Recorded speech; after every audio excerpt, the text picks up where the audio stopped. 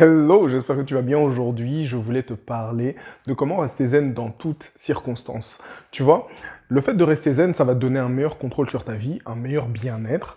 Tu vas te sentir beaucoup mieux, beaucoup plus calme, beaucoup plus détendu et tu vas pouvoir faire face à des situations difficiles de manière optimale.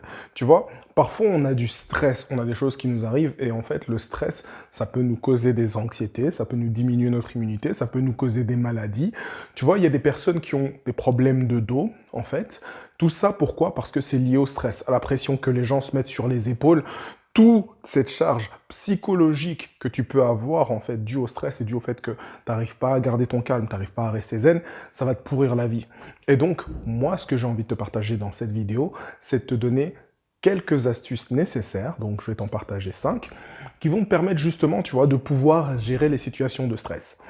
Bienvenue sur ma chaîne, je me présente Yannick Lassman, je suis coach expert en résilience. Mon but au travers de cette chaîne, c'est de te donner tous les outils pour pouvoir être calme, pour pouvoir vivre tranquillement de manière apaisée et de faire en sorte que peu importe ce qui t'arrive ou ce qui t'est déjà arrivé, ce n'est pas une excuse pour passer à côté du bonheur. Alors, like, abonne-toi, active la cloche bien entendu, comme ça, tu ne manqueras aucune de mes prochaines vidéos. Premier point. Premier point, ça va être tout simplement le fait de gérer ton sommeil. Tu vois, si tu gères pas ton sommeil, tu vas te réveiller et tu vas être dégoûté.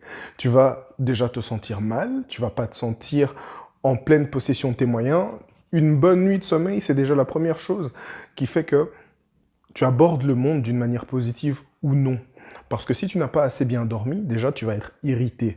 Deuxièmement, tu vas être irritable. Troisièmement, tu n'auras pas un niveau d'énergie assez élevé pour pouvoir faire les choses dont tu as envie. C'est pour ça que le fait d'avoir, tu vois, une bonne énergie en te réveillant, même si tu vas prendre un café, bah, prends une pomme à la place déjà, parce que ça fait le même effet. Mais prends le temps en fait de bien te reposer parce qu'un bon repos et un bon niveau d'énergie, c'est la meilleure manière de mettre toutes les chances de ton côté pour pouvoir être zen. Parce que nous avons tous une jauge d'acceptation tout au long de la journée et si tu commences déjà avec un mauvais sommeil, cette jauge-là, elle va diminuer drastiquement. Ensuite, deuxièmement, le fait de rester zen, peu importe ce que tu vas voir, peu importe ce qui va arriver, mets un stop absolument au jeu de l'escalade. C'est quoi le jeu de l'escalade? Le jeu de l'escalade, c'est ok, il m'est arrivé ça, mais s'il arrivait ça, et s'il y avait ça, et s'il y avait ça en plus, et si... Tu vas exploser. Tu vas complètement exploser, donc arrête le jeu de l'escalade. Ça sert à rien d'envisager le pire tout le temps, parce que quand tu envisages le pire, en fait, tu n'es pas rationnel. C'est le stress qui parle, c'est la peur qui parle, c'est l'anxiété qui parle. Et donc, ce n'est pas des pensées rationnelles que tu alimentes, ce sont des craintes irrationnelles dues à ce qui pourrait se produire si jamais on vivait dans un monde de science-fiction où, lorsque quelqu'un dit « Ouais, ben, tu vois, ce serait pire, hein, il y aurait pu avoir ça. » Et ça arrive, tu vois. Et c'est là que tout le monde se dit, mais pourquoi tu ne te tais pas? C'est exactement la même chose. Lorsque tu dis à cette personne de se taire, mieux vaut que cette personne se taise. Alors dis la même chose à la personne qui est là dans ta tête, de se taire, parce que ça ne sert absolument à rien de continuer à faire ce jeu. Ensuite, pour pouvoir gérer des situations qui sont difficiles, la meilleure des choses, c'est apprends à te calmer. Apprends à te, tu vois, à gérer ta respiration. Le fait de rester calme, juste avec ta respiration, plus tu augmentes ton rythme de respiration, plus tu deviens stressé, plus le sang en fait circule vite. Et donc, c'est ça qui va commencer à te créer du stress. Alors que si tu calmes ton flux sanguin, si tu calmes ta respiration, plus ton sang va circuler de manière calme, fluide, doucement, et en même temps, tu vas te sentir beaucoup plus à l'aise, beaucoup plus apaisé. C'est comme ça que tu fais pour diminuer les pulsations, que tu fais pour justement avoir un esprit beaucoup plus clair. Parce que lorsque tu augmentes tes pulsations, c'est pour être en alerte. Parce que ton subconscient te prévient qu'il y a un danger. Donc, ça te crée un état de stress.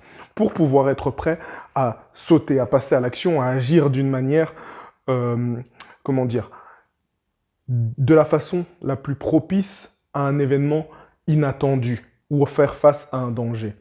Mais là, tu n'es pas dans une situation de danger. Tu es juste dans une situation où tu envisages qu'il y a quelque chose qui va arriver et ce dont tu as besoin, ce n'est pas de te mettre en mode danger, c'est de te mettre en mode pensée, action et résultat. Tout simplement. Résultat zen et calme. Sans avoir, tu vois, un esprit clair, tu ne peux pas réfléchir correctement. Et pour pouvoir y arriver, ça c'est le quatrième point, tu as besoin justement de voir ta zone d'action. Parce qu'il y a plein de choses que tu peux faire. Mais en fait, le plus important, c'est pas tout ce que tu peux faire ou toutes les possibilités, en fait. C'est seulement ce qui est en ton pouvoir. Donc ça veut dire que tu peux remuer ciel et terre pour faire des choses, en fait, sur lesquelles tu n'as aucun pouvoir. Ça veut dire que si tu te focalises seulement sur ce que tu es capable de faire physiquement à l'heure actuelle pour pouvoir gérer une solution qui est difficile, c'est comme ça que tu vas pouvoir trouver des solutions. C'est comme ça que tu vas pouvoir voir, en fait, ok, j'ai une zone de pouvoir, je n'ai pas une zone de pouvoir. Et le dernier point, c'est que justement, tu vois, lorsque tu as besoin de rester zen, ce qui fait le plus peur à une personne, c'est de ne pas savoir comment faire face à l'imprévu. Et en fait, lorsque tu ne sais pas si tu peux faire face à l'imprévu, tu doutes de toi. Et en fait, moi déjà, avant de te donner la suite et la fin du dernier point, j'ai envie de te dire que lorsque tu doutes, c'est parce que tu ne sais pas ce dont tu es capable et que tu n'as pas tous les éléments nécessaires. Alors si tu veux avoir ces éléments-là, regarde justement dans la description de la vidéo, j'ai un e-book justement qui t'aide à pouvoir débloquer 7 pouvoirs que tu as en toi pour pouvoir rebooter ton univers, pour pouvoir avoir toutes les capacités que tu veux. Et il est complètement gratuit. Maintenant, je reviens au fait que le dernier point, c'est de faire confiance à ton aptitude de résilience. Pourquoi? Parce qu'en fait, il va y avoir des obstacles, tu vois. Le plus important, ce n'est pas les obstacles que tu vas avoir, c'est ton aptitude à passer au-dessus de ces obstacles. Parce que rêver d'une vie sans obstacles, sans difficultés, sans contraintes, sans imprévus, c'est du fantasme. Personne n'aura jamais ça. Personne n'a jamais eu ça. Et donc, le fait que tu fantasmes sur quelque chose de complètement irréel, d'avoir une vie sans challenge, sans difficulté ou sans obstacle ou sans devoir sortir de ta zone de confort, c'est quelque chose que tu dois te sortir de la tête. Mets-toi bien en tête qu'il va y avoir des difficultés qui vont arriver, mais maintenant, le plus important, c'est de réfléchir. C'est quoi qui est le plus important pour moi? C'est de me demander si ce serait plus facile d'avoir une vie où il n'y a aucun obstacle, ou de me demander comment m'armer et faire confiance à mon aptitude à sauter au-dessus des obstacles. Et tu vois, lorsqu'il y a deux personnes qui sont dans la même situation, il y en a une qui va stresser. Pourquoi? Parce qu'elle a peur de ce qui va lui arriver, parce qu'elle doute de ses compétences et parce qu'elle a aucune connaissance de ce qui va arriver dans le futur. L'autre n'a aucune connaissance de ce qui peut arriver dans le futur, mais parce que cette personne-là a réussi à surmonter les difficultés, a compris qu'il y avait des choses qui n'étaient pas sous son contrôle, mais que c'était plus important d'apprendre à se relever et à voir qu'il y avait toujours une solution et toujours une échappatoire, elle le vit mieux. Si tu choisis de vivre comme la première personne, ça veut dire que tu vas toujours avoir peur de ce qui va t'arriver et de ce que tu ne peux pas contrôler. Tandis que l'autre va se dire, c'est pas grave, peu importe ce qui va m'arriver, peu importe l'inconnu, je sais que je peux me débrouiller pour pouvoir dépasser cette situation, que j'ai les ressources en moi pour pouvoir aller de l'avant. Donc, tu vas agir de manière beaucoup plus posée, beaucoup plus calme.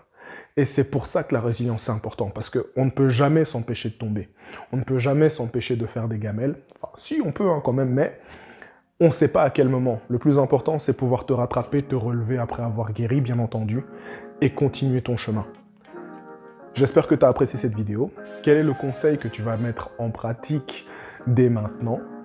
Écris-le moi dans les commentaires, et je te dis à la semaine prochaine.